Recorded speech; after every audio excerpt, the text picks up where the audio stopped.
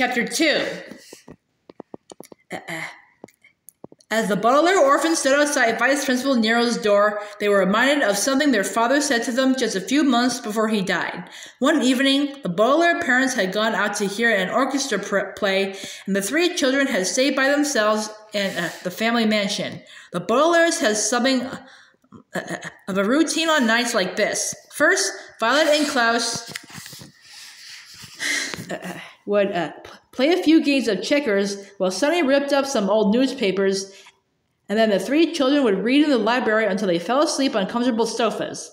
When their parents came home, they would wake up the sleeping children, talk to them a little about the evening, and send them off to bed. But on this particular night, the Baudelaire parents came home early, and the children were still up reading, or in Sunny's case, looking at the pictures. The siblings' father stood in the doorway of the library and said something they never forgot. "Children," he said, "there is no worse down in the world than somebody who cannot play the violin, who insists on doing so anyway." At the time, the Baudelaires had merely giggled, but as they listened outside the vice principal's door, they realized that their father had been absolutely right.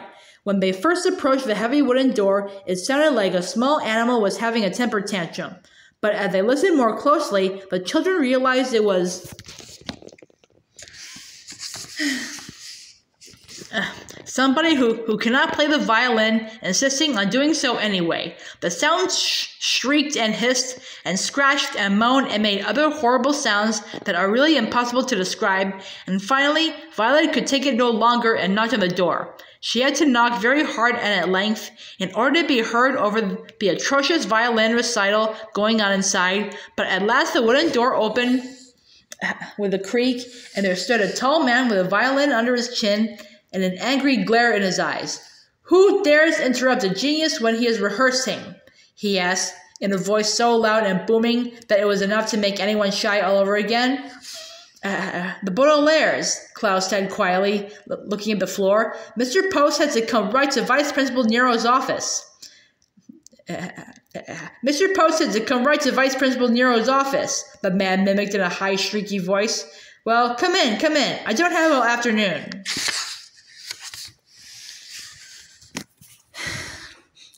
The children stepped into the office and got a better look at the man who had mocked them. He was dressed in a rumpled brown suit that had something sticky on his jacket, and he was wearing a tie decorated with pictures of snails. His nose was very small and very red, as if somebody had stuck a cherry tomato in the middle of his splotchy face. He was almost completely bald, but he had 4 tufts of hair, which he had tied into little pigtails with some old rubber bands.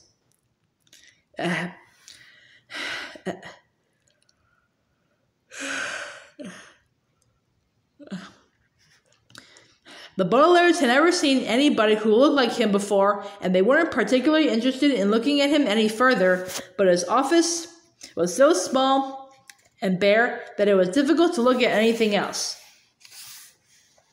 There was a small metal desk with a small metal chair behind it and a small metal lamp to one side. The office had one window decorated with curtains that matched the man's tie.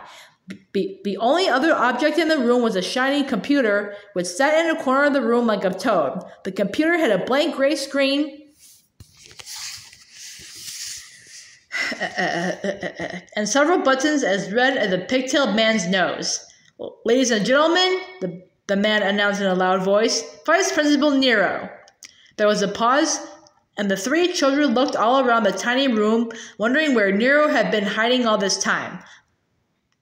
Then they looked back at the man with the pigtails, who was holding both hands up in the air, his violin and bow almost touching the ceiling, and they realized that the man he had just introduced so grandly was himself. Nero paused for a moment and looked down at the Baudelaires. It is traditional," he said sternly, "to applaud when a genius has been introduced. Just because something is traditional is no reason to do it, of course. Piracy, for example, is a tradition that has been carried on for hundreds of years, but that doesn't mean we should all attack ships and steal their gold." But Vice Principal Nero looked so ferocious that the children felt this was a time to honor tradition, so they began clapping their hands and didn't stop until Nero took several bows and sat down in his chair. "Thank you very much, and welcome to Proof Rock Preparatory School, blah, blah, blah," he said, using the word blah to mean that he was too bored to finish his sentence properly. "I'm certainly doing Mr. Poe a favor in taking on 3 orphans at such short notice. He assured me that you won't cause any trouble, but I did a little research of my own. You've been sent to legal guardian after legal guardian, and adversity has always followed." Adversity means trouble, by the way. "In our case," Klaus said, not pointing out that he already knew what the word adversity meant, "adversity means Count Olaf. He was the cause of all the troubles with our guardians." "He was the cause of all the trouble with our guardians," Nero said in his nasty mimicking way. "I'm not interested in your problems, quite frankly. I am a genius and have no time for anything other than playing the violin." "It's depressing enough that I had to take this job as vice principal because not a single orchestra appreciates my genius. I'm not going to depress myself further by listening to the problems of 3 bratty children. Anyway, here at Proof Rock Prep, there'll be no blaming your own weaknesses on this Count Olaf person. Look at this." Vice Principal Nero walked over to the computer and pressed 2 buttons over and over again. The screen lit up with a light green glow, as if it were seasick. "This is an advanced computer," Nero said. "Mr. Poe gave me all the necessary information about the man you call Count Olaf, and I programmed it into the computer. See?" Nero pressed another button, and a small picture of Count Olaf appeared on the computer screen. "Now that the advanced computer knows about him, you don't have to worry." "But how can a computer keep Count Olaf away?" Klaus asked. "He could still show up and cause trouble no matter what appears on a computer screen."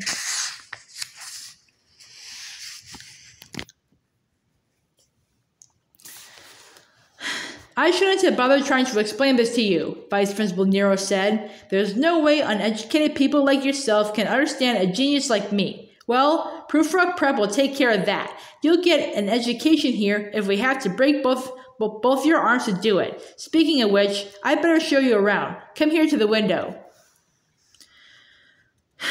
The Baudelaire orphans walked to the window and looked down at the brown lawn. From the 9th floor, all the children running around looked like tiny ants, and the sidewalk looked like a ribbon somebody had thrown away.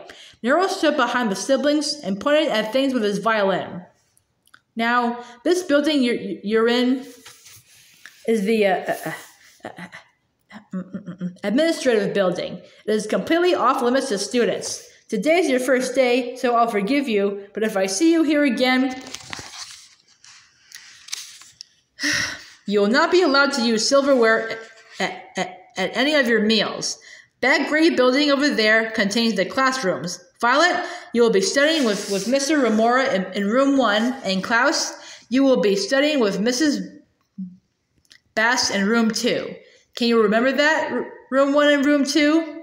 If you don't think you can remember, I have a felt tip marker, and I will write room 1 and room 2 on your hands in permanent ink." "We can remember," Violet said quickly, "but which classroom is Sunny's?" Vice Principal Nero drew himself up to his full height, which in his case was 5 feet, 10 inches. "Proof Rock Preparatory School is a serious academy, not a nursery school. I told Mr. Poe that we would have room for the baby here, but we do not have a classroom for her. Sunny will be employed as my secretary." "A reg?" Sunny asked incredulously. Incredulously is a word which here means not being able to believe it, and a reg is a word which here means, "What? I can't believe it." But Sunny's a baby," Klaus said. "Babies aren't supposed to have jobs. Babies aren't supposed to have jobs." Nero mimicked again, and then continued. "Well, babies aren't supposed to be at boarding schools either," Nero pointed out. "Nobody can teach a baby anything, so she'll work for me. All she has to do is answer the phone and take care of paperwork. It's not very difficult, and it's an honor to work for a genius, of course. Now, if either you are late for class or Sunny is late for work, your hands will be tied behind your back during meals. You'll have to lean down and eat your food like a dog. Of course, Sunny will always have her silverware taken away because she will work in the administrative building where she's not allowed. That's not fair, Violet cried. That's not fair, the vice principal squealed back at her. The stone building over there contains the cafeteria. Meals are served promptly at breakfast time, lunchtime, and dinner time. If you're late, we take away your cups and glasses, and your beverages will be served to you in large puddles. That rectangular building over there with a rounded top is the auditorium. Every night, I give a violin recital for 6 hours, and attendance is mandatory. The word mandatory means that if you don't show up, you have to buy me a large bag of candy and watch me eat it.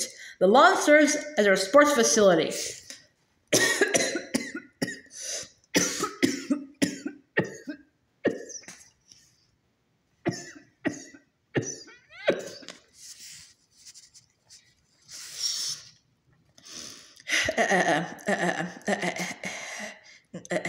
Our regular gym teacher, Miss Tench, accidentally fell out of the third-story window a few days ago, but we have a replacement who should arrive shortly. In the meantime, I've instructed the children just to run around as fast as they can during gym time. I think that just about covers everything. Are there any questions? Could anything be worse than this? Was the question Sunny had, but she was too well-mannered to ask this. Are you kidding about all these incredibly cruel punishments and rules? Was the question Klaus thought of, but he already knew that the answer was no. Only Violet thought of a question that seemed useful to ask. I have a question, Vice Principal Nero, she said. Where do we live?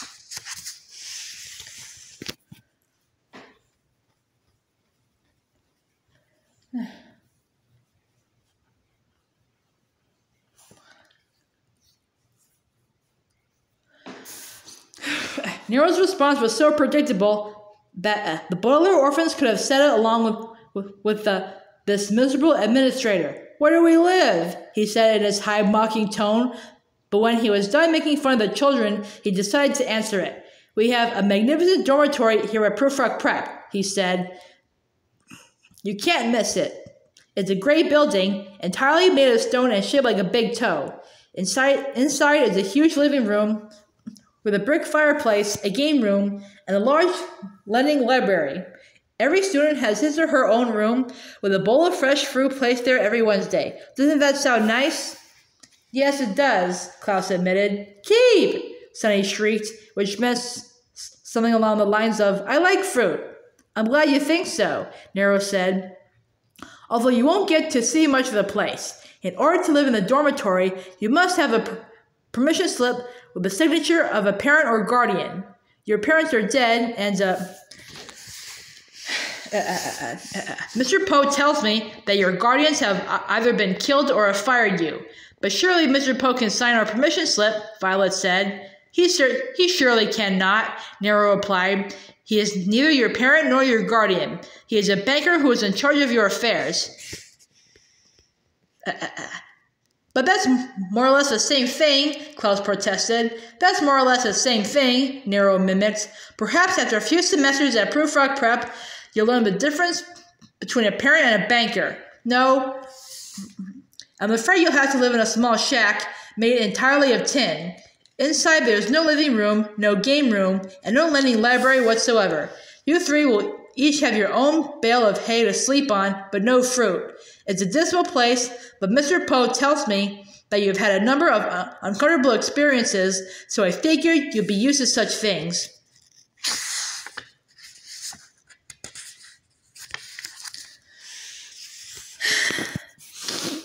Couldn't you please make an exception? Violet asked.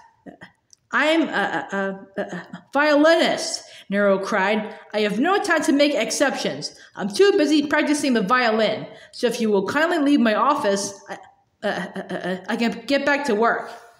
Klaus opened his mouth to say something more, but when he looked at Nero, he knew that there was no use saying another word to such a stubborn man, and he glumly followed his sisters out of the vice principal's office. When the office door shut behind them, however, Vice Principal Nero said another word, and he said it 3 times. The 3 children listened to these 3 words that he said and knew for certain that he had not been sorry at all. For as soon as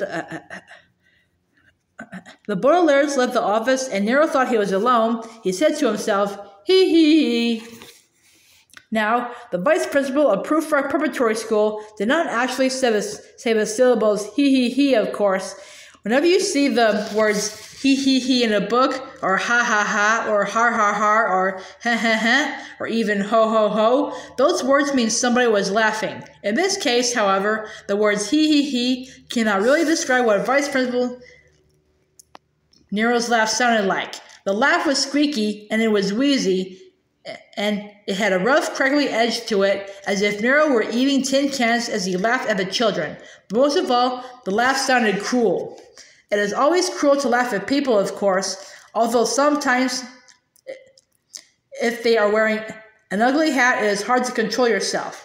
But the Baudelaires were not wearing ugly hats. They were young children receiving bad news, and if Vice Principal Nero really had to laugh at them, he should have been able to control himself until the siblings were out of earshot. But Nero didn't care about controlling himself, and as the Baudelaire orphans listened to the laugh, they realized that what their father had said to them that night when he come home from the symphony was wrong.